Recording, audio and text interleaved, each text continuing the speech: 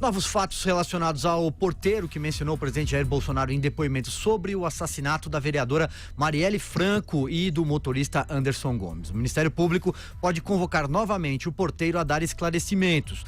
Em 2 oportunidades, ele afirmou às promotoras que, em 14 de março de 2018, o dia dos assassinatos, um dos suspeitos de envolvimento no crime, Elcio Queiroz, teve a entrada no condomínio Vivendas da Barra pela Casa 58, que pertence a Bolsonaro.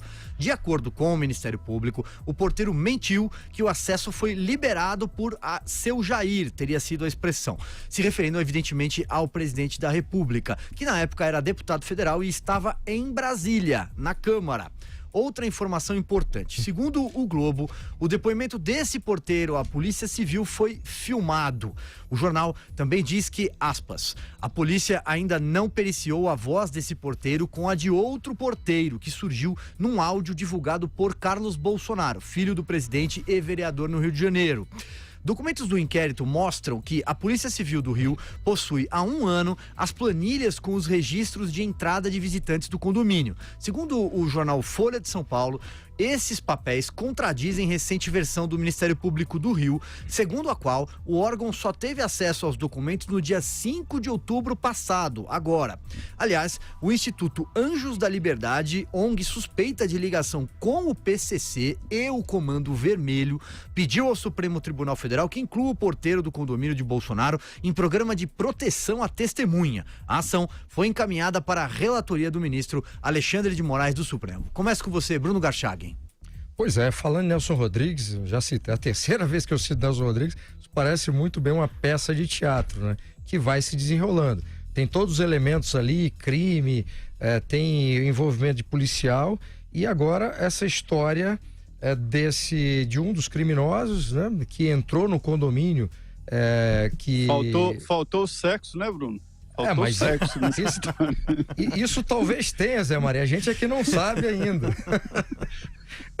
Mas de qualquer forma, uma história toda com todos esses elementos, Zé Maria, e com um dos assassinos, dos suspeitos de assassinato, para usar aqui o termo jurídico, já que ainda não houve condenação, morando no mesmo condomínio do presidente Jair Bolsonaro, enfim, e agora essa história dos áudios e tal. Agora tem muitas perguntas sem respostas, né?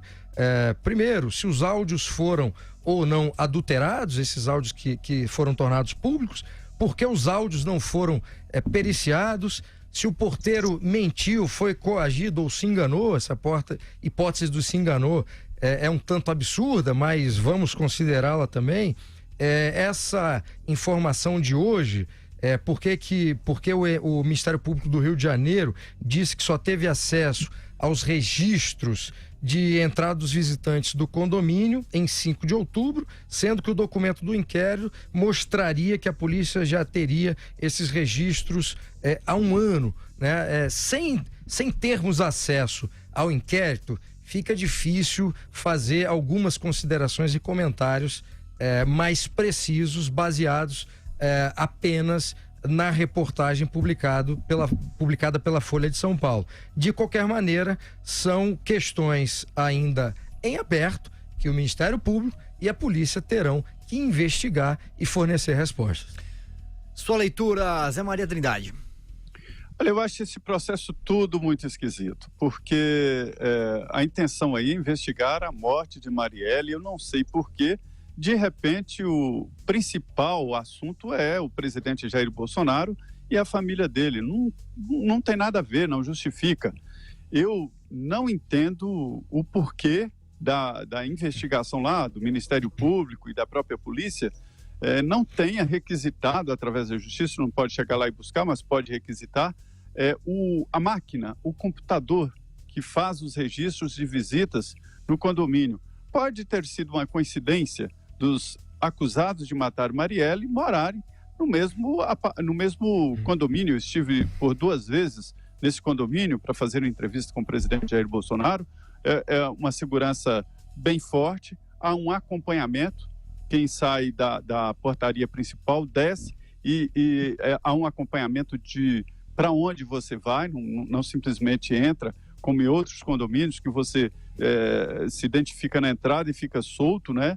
os moradores sabem disso. Então, não entendo muito bem o porquê, de repente, a família Bolsonaro virou alvo desta investigação. Isso não se justifica. Eu acho que foi uma falha grave da investigação de não requisitar a máquina, não só cópia das anotações de visitas. Essas visitas, e principalmente suspeitas assim, elas são uma prática da criminalidade e a gente vê isso aqui nas CPIs, investigação de CPIs, quem recebia dinheiro aqui, por exemplo, do mensalão, dizia que ia para um lado e ia para o outro, lá no registro, às vezes entrava também sem registrar, né? E acho estranho que o porteiro tenha se equivocado. A nossa memória, ela tem critérios ali de lembranças, e o principal critério é a emoção. Então, todo mundo se lembra o que aconteceu, onde estava no determinado momento em que as Torres Gêmeas foram atacadas nos Estados Unidos. Porque todo mundo se lembra pela emoção, pelo inusitado. Então, é evidente que o pessoal do Rio de Janeiro se lembre, principalmente o porteiro que estava ali, se lembre o que estava fazendo no dia e na hora em que a vereadora Marielle foi assassinada. Pelos cálculos aí, Silvio, essa reunião aconteceu horas antes do assassinato. Eles saíram praticamente dali para o assassinato, entraram num carro que estava fora. Então, eu acho uma investigação muito estranha, né, que não tenha requisitado tudo isso aí, que já não tenha resultados. É a primeira vez que eu vejo a imprensa andando na frente de uma investigação assim. Rodrigo Constantino. Eu tenho pouco a acrescentar. Eu acho tudo isso muito nebuloso. Eu considerei a reportagem do Jornal Nacional que deu ensejo a toda essa polêmica, eu achei imprudente, achei precipitada, para dizer o mínimo, e acabou levantando mais perguntas do que respostas, né? Essa que é a verdade. A confusão está generalizada, ninguém sabe o que o porteiro de fato fez e como ele está envolvido nessa história esquisita. Mas eu concordo com o Zé Maria que, de alguma forma, e por conta dessa reportagem, que apesar de tudo não continha fake news, de fato havia o depoimento do porteiro, ou seja, isso não foi inventado, isso não foi produzido pela emissora, ela teve acesso a um suposto furo de reportagem e escolheu, com o seu próprio critério jornalístico, ir adiante apesar dos riscos e não dormir em cima mais alguns dias e averiguar melhor, mas acabou arrastando, de certa forma, e aí sim eu considero por isso imprudente, o nome do presidente da República num caso que há poucos indícios e pouquíssima lógica de qualquer tipo de envolvimento dele, né? Então, hoje se fala o tempo todo do Bolsonaro, do porteiro, e esquece de averiguar de fato quem é o mandante do crime, do assassinato que comoveu o país, em boa parte pela campanha feita pela própria emissora, né, que já completou mais de 600 dias de impunidade. A PGR tinha apontado para o conhecido político do Rio, Brazão, Domingos Brazão, como o suposto mandante, né? E, de repente, o assunto todo se desviou para falar do Bolsonaro, quem estava na Casa 58 e tudo mais, sendo que tudo carece de materialidade, tudo ainda é muito frágil nessa história.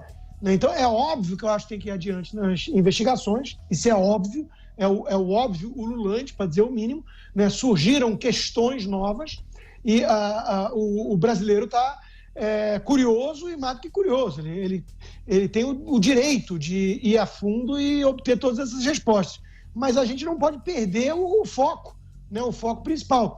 Eu morei no Rio de Janeiro, e para ser mais específico, na Barra da Tijuca, né, perto ali do Presidente, por mais de 30 anos da minha vida. Você ter vizinhos esquisitos é a coisa mais comum de quem mora na Barra da Tijuca. Qualquer um que mora nesses condomínios da Barra, eu morei num condomínio de praia da Barra da Tijuca, você sabe que você não pode nem fazer muitas perguntas, porque você vai ter um vizinho ali que é contraventor, o outro ali que é esquisito e tudo mais. Então, isso é a realidade da Barra. Então, tudo bem, é óbvio que não é só isso. Alguns apontam para envolvimento ali do Fabrício Queiroz e do Flávio Bolsonaro e da família Bolsonaro com gente ligada a milícias dentro do gabinete, aí seria o elo para ligar a milicianos. Mas são saltos quânticos que chegam ali até uma questão muito grave de envolver o presidente num assassinato. Eu acho que se perdeu um pouco o foco, a prioridade nesse caso. Então vamos lá. O ministro da Justiça e Segurança Pública, Sérgio Moro, disse que o presidente Jair Bolsonaro não obstruiu a justiça ao mandar copiar os áudios do porteiro. A gente falava sobre esse caso agora há pouco. Segundo ele, abre aspas, seria obstrução de justiça destruir a prova. Tirar cópia não é obstrução de forma nenhuma. Você tem um documento que te prova inocente. Se você for lá, tirar uma cópia e o original ficar lá, não é obstrução, fecha aspas. A declaração foi dada durante um jantar nesta segunda-feira. O próprio presidente voltou a se defender nas redes sociais. Ele aproveitou para ironizar petistas que acionaram o Supremo Tribunal Federal em relação a esse caso. O presidente lembrou os codinomes de Paulo Pimenta, Humberto Costa e Gleisi Hoffmann. Só gente boa, é melhor nem citar aqui os codinomes. Aliás, tem gente aqui que tem mais de um, como a Gleisi, em planilhas apreendidas pela Operação Lava Jato. Mas vamos lá, quer lembrar? Rato, Montanha, Vampirão, Amante, por aí vai. Diga lá, Zé Maria Trindade. O Augusto decorou tudo. Ele sabe o codinome de cada um aqui do Congresso Nacional que estava na planilha lá. É evidente que tem razão esse raciocínio, né? Não é obstrução de justiça. Para início de conversa, são moradores. O Carlos Bolsonaro mora no condomínio. O presidente Jair Bolsonaro mora no condomínio. E como condômino, ele tem acesso. Eu tenho acesso a todos que entram e saem do condomínio onde eu moro.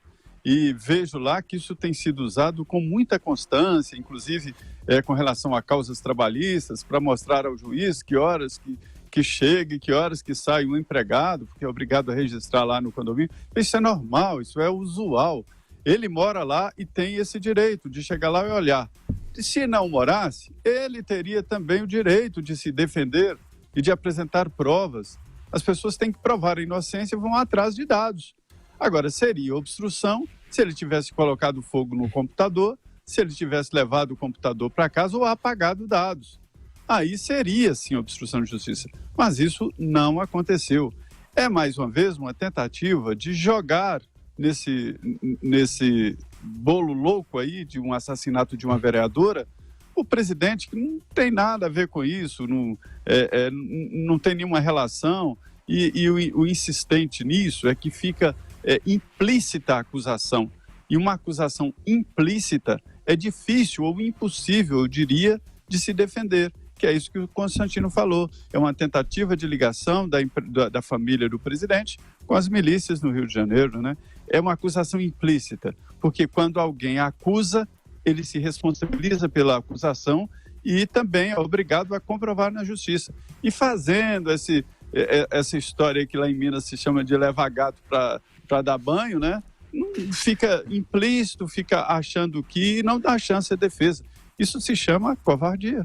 Como é que é, Zé? Levar gato para dar banho, é isso? Levar gato para dar banho. Não tem bem assim, vem para cá, cerca mané, né? Como diz, quer dizer, fica mais ou menos. Quer dizer, ninguém acusa formalmente, porque se houver acusação formal, a família reage, vai à justiça e questiona o acusador e prova que não é. Quando fica implícito essa coisa covarde, aí fica quase impossível de se defender, né?